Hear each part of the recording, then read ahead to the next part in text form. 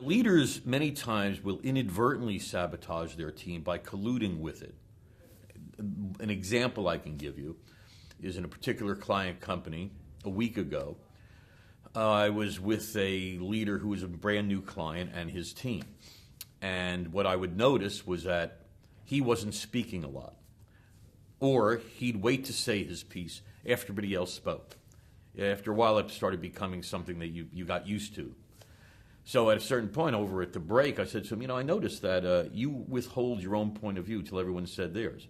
I said, why? And he said, well, I don't want to shut people down. I want them to think already that, I've got the answer, etc. And I said, but when you do that, though, what you're doing is you're inadvertently hurting the dynamics of the team because you're playing a game. It's like a fantasy game. If you're playing for real, you'd put out your point of view whenever you want to put out your point of view. Because if you hold your people large, if they disagree or they agree, they'll say it.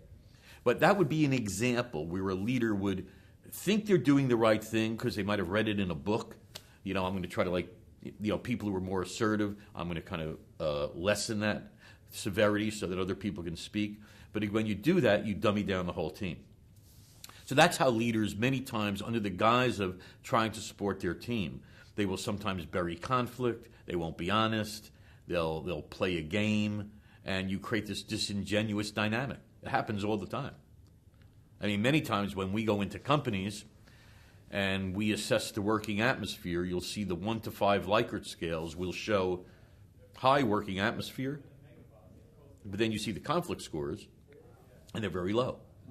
So what people tend to do many times is they will play pretend, give the illusion of a warm, friendly environment, and the price they pay is they're not straight.